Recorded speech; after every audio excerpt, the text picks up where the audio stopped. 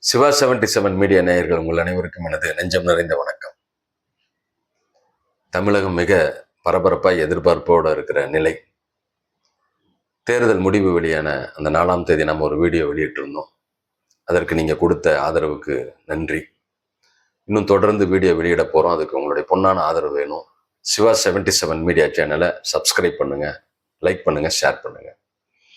இந்த பரபரப்புக்கும் எதிர்பார்ப்புக்கும் என்னன்னு ஏறக்குறைய மக்களுக்கு தெரிஞ்சிருக்கு.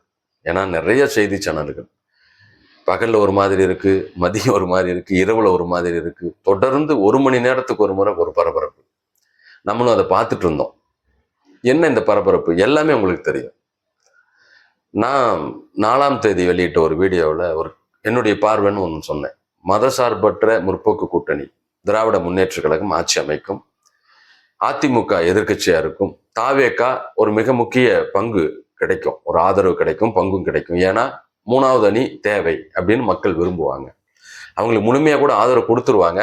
கொடுக்க முடியாத காரணம் என்னன்னா அவங்களுடைய வேட்பாளர்கள் புதிது, அனுபவமற்றவர்கள், அவங்களுடைய மக்கள் பணி என்னன்னு தெரியாது. அதே போல கட்சியும் செயல்பாடும் சரி, தலைவருடைய செயல்பாடு, விஜயோடைய செயல்பாடும் இன்னும் தெரியாது. ஏன்னா சினிமாவில் அவர் நடிச்சிருக்காரு, அதனுடைய பார்வை இருக்கும். ஆனால் மக்கள் பணியில் என்னங்கிறது மக்களுக்கு முழுமையாக தெரியாதனால ஆதரவு குறைவாக தான் இருக்கும்னு நம்ம சொல்லியிருந்தோம்.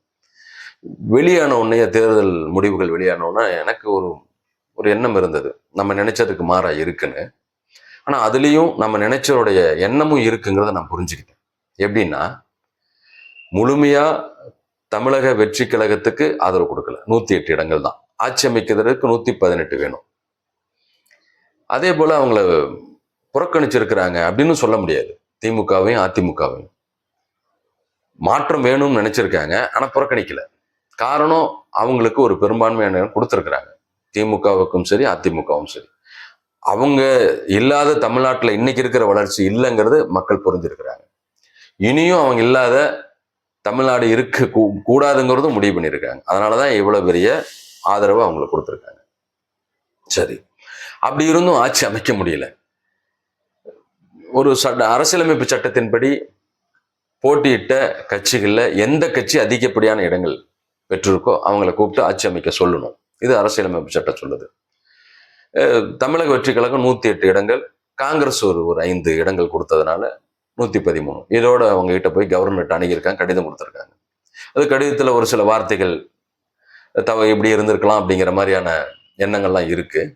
இருந்தாலும் ஆட்சி அமைக்க கூப்பிடல, மறுபடியும் போயிருக்கிறாரு. இதுக்கு இடையில பரபரப்பா எதிர்பார்ப்பா ஆவலோட தமிழகமே இருந்துச்சு. பதவியேற்புக்கான மேடைகள்லாம் அமைச்சு அது திரும்ப எடுத்துட்டாங்க. அதே போல கான்வாய் வாகனங்கள், பாதுகாப்பு வாகனங்கள், முதலமைச்சருக்கான வாகனங்கள் எல்லாம் திரும்ப போயிடுச்சு. அது விஜய் அவர்கள் வேண்டான்னு சொன்னாங்க அப்படின்னு சொல்றாங்க. அதே போல தமிழக அரசு அதை எடுத்து திரும்ப பெற்றுட்டாங்கன்னு சொல்றாங்க. அப்போ திக்குன்னு தான் மக்கள் மனதில் போயிட்டு இருக்கு. 113 இடம் வந்துட்டாங்களே, இன்னும் 6 இடம் தானே வேணும், ஆட்சி அமைக்கலாம், ஏன் இன்னும் அப்படிங்கிற மக்கள் ஒரு எண்ணம். விஜய் அவர்களும் என்ன எதிர்பார்ப்புல இருந்தாருன்னு தெரியல. ஆனா இப்ப என்ன நினைக்கிறாருன்னா, அந்த 6 இடங்கள் வேணும்னு நினைக்கிறாரு. உடனே வேணும்னு நினைச்சிருக்காரு. ஆனா அவருடைய அணுகுமுறைகள் இன்னும் கொஞ்சம் தீவிரமா இருந்திருந்தா உடனே கூட நடந்திருக்கும். ஒருவேளை அவருடைய அணுகுமுறை சரியா இருந்திருந்தா கூட, ஏன் இந்த 6 இடங்கள்? அந்த 6 இடங்கள் யாரு? கம்யூனிஸ்டுகள், விடுதலை சிறுத்தைகள், இடதுசாரிகள், மார்க்சிஸ்ட் கம்யூனிஸ்டுக்கு 2 இடம், இந்திய கம்யூனிஸ்டுக்கு 2 இடம், விடுதலை சிறுத்தைகளுக்கு 2 இடம். இது 6 இடங்கள். 6 இடங்கள் சேர்த்தே பாக்குறாங்க. ஏன் பாக்குறாங்கன்னா, இவங்க ஒத்த கொள்கை உடையவங்க, தொடர்ந்து மக்கள் பணிகளுக்கு, மக்கள் நலன்களுக்காக தொடர்ந்து களத்துல சமரசம் இல்லாத போராடிட்டு இருக்காங்க. இப்போ விடுதலை சிறுத்தைகள் கட்சியினுடைய தலைவர் அண்ணன் திருமாவளவன் கூட திமுக கூட்டணியில பேச்சுவார்த்தை முடிச்சு இடங்கள் பெற்றுட்டு வெளியில வந்து பேட்டி கொடுக்குறப்போ சொன்னார். அதை நான் இப்போ கவனத்துல கொள்றேன். என்னன்னா, எங்களுக்கு கிடைத்த 8 இடங்கள், இடதுசாரிகளுக்கு கிடைத்த 10 இடங்கள், மொத்தம் 18 இடங்கள் திராவிட முன்னேற்ற கழகம் வழங்கியிருக்கு. எங்களுக்கு 8 மட்டும் கொடுத்தோன்னு சொல்லல, 18 இடங்கள் தான் சொன்னார். போன முறையும் பார்த்தீங்கன்னா ஒவ்வொருவர்களுக்கும் 6 18 இடங்கள் தான் 2021 தேர்தலில். இப்பயும் 18 இடங்கள் தான். ஆனா விடுதலை சிறுத்தைகளுக்கு 8, இவங்களுக்கு 5. அதை தனித்தனியா பார்க்க 18 இடங்கள் தான் அண்ணன் திருமாவளவன் சொன்னார். அந்த சொன்னதனுடைய நோக்கம் தான் இப்ப வரைக்கும் அவங்க அப்படியே இருக்காங்க. இப்ப நான் என்ன, மக்கள் பாருங்க, ஆதரவு கொடுத்துட்டாங்க, பிடிச்சவங்களுக்கு மாற்றம் வேணும்னு கொடுத்துட்டாங்க. ஆனாலும் ஒரு நல்ல கொள்கையுடைய அனுபவம் உள்ள, மக்கள் மேல அக்கறை உள்ள கட்சிகளுடைய ஆதரவுல இருக்கணும்னு சொல்லி இவங்களுக்கு ஒரு 6 இடம். வெற்றி பெற்றது ஒவ்வொருத்தரும் 2 நாளும் 200 பெற்றாதான் நம்ம நினைச்சதெல்லாம் செய்ய முடியும்னு இல்லை. 2 இடமா இருந்தாலும் காலத்தின் தேவை இருக்கிறப்போ இது மிக 200க்கு சமமானது. 108 இடங்கள் இருந்தாலும் ஆட்சி அமைக்க முடியல. 105 ஆதரவு பெற்று 113 நாள் ஆட்சி அமைக்க முடியல. இந்த 6 இடங்கள் தேவைப்படுது. 118ங்கிற வடிவம் தேவைப்படுது. இப்போ தொடர்ந்து கொள்கையோடையும் மக்களுக்கானவர்களாக இருந்தா மக்கள் அந்த இடம் கொடுப்பாங்க. அவங்க நினைத்தது லட்சியம் நிறைவேறுங்கிறது தான் இதிலிருந்து நம்ம தெரிஞ்சுக்கக்கூடியதா இருக்கு. சரி, இந்த விடுதலை சிறுத்தைகளும் கம்யூனிஸ்ட் கட்சிகளும் என்ன முடிவு எடுக்க போகுது? இன்னும் 1 மணி நேரத்துல வெளியாகிரும். நான் அப்படி நினைக்கிறேன். கண்டிப்பா தமிழக வெற்றி கழகத்திற்கு ஆதரவு கொடுப்பாங்க. தீர்க்கமா எப்படி சொல்ல முடியுதுன்னா, பரபரப்புக்கு காரணமே என்னன்னா, ஆட்சி அமைக்க முடியலைங்கிறது ஒண்ணு, ஆதரவு யார் கொடுக்க போறாங்கிறது ஒண்ணு. பெரிய இந்தியாவில் ஒரு சில மாநிலங்கள் நடந்தாலும் தமிழ்நாட்டில் நடக்கவே நடக்காதுன்னு நினைத்தது. திமுகவும் அதிமுகவும் கூட்டணி அமைத்து ஆட்சி பேசிக் கொண்டிருக்கிறார்கள் என்று மக்கள் அனைவரும் தூக்கம் இழந்து, என்னடா இது நடக்குது, நடக்குமா, இது சாத்தியமா? இத்தனை ஆண்டுகள் எதிரெதிர் கருத்துக்களை பேசிட்டு இருந்த, எதிர்த்து நின்ன கட்சிகள் எப்படி கூட்டணி சேரும்? இந்தியாவில் பல மாநிலங்கள் நடந்திருக்கு. தமிழ்நாட்டில் நடக்குமா? நடக்கும். ஏன் நடக்காது? மக்கள் நலன் கருதி நடக்கும்ங்கிறதெல்லாம் ஏறக்குறைய வந்துருச்சு. இப்ப கூட எடப்பாடி பழனிசாமி அவர்கள் சொல்லியிருக்காங்க, இன்னும் ஒரு சில நாட்கள் காத்திருங்கள், அதிமுகவை தேடி வரும் நல்ல காலம் நடக்கும், நல்லதே நடக்கும் அப்படின்னு சொல்லியிருக்காரு. திமுக தலைவர் சொல்லியிருக்காரு, மக்கள் நலன் கருதி திமுக எடுக்கும் முடிவுக்கு உறுப்பினர்கள் அனைவரும் கட்டுப்பட வேண்டும், எந்த முடிவாக இருந்தாலும். இது போல இருக்கிறது தான் இதுக்கு காரணமே, இந்த பரபரப்புக்கு. சரி, அப்படி 2 பேரும் கூட்டணி அமைப்பார்களா? அமைத்தால் சரியாக இருக்குமா?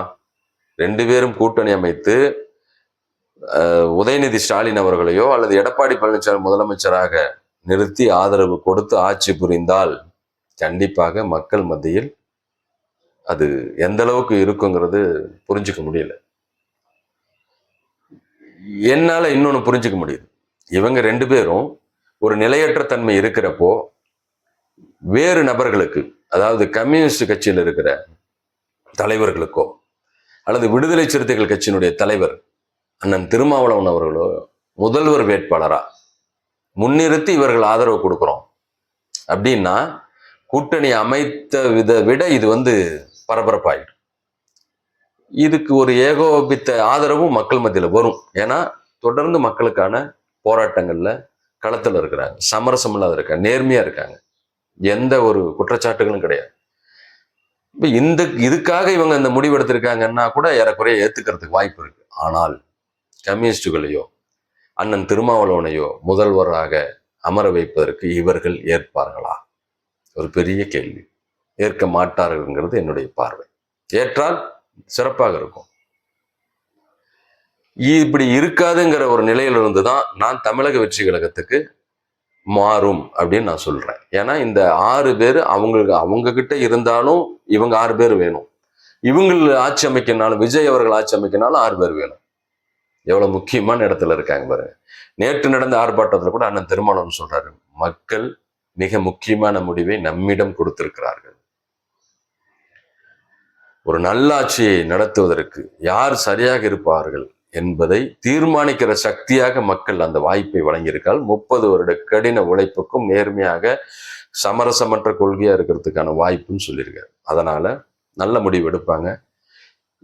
தமிழக வெற்றி கழகம் ஆட்சி அமைப்பதற்கு, விஜய் அவர்கள் முதல்வராக இருப்பதற்கு இவர்கள் ஆதரவு கொடுக்க வேண்டும், கொடுப்பார்கள் என்று நான் நம்புகிறேன். விஜய் அவர்களுக்கும் இவர்கள்தான் தேவை.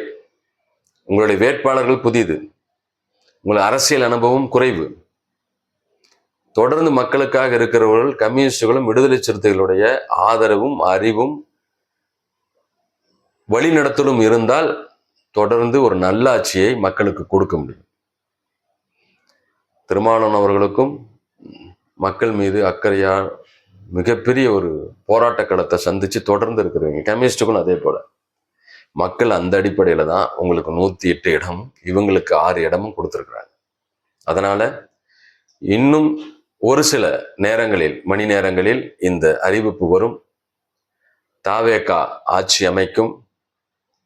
ஜோசப் விஜய் அவர்கள் முதல்வராக வருவார். அப்படி இருக்கிற நிலையில் ஒரே ஒரு வேண்டுகோளை மட்டும் வைக்க நான் கடமைப்பட்டிருக்கிறேன்.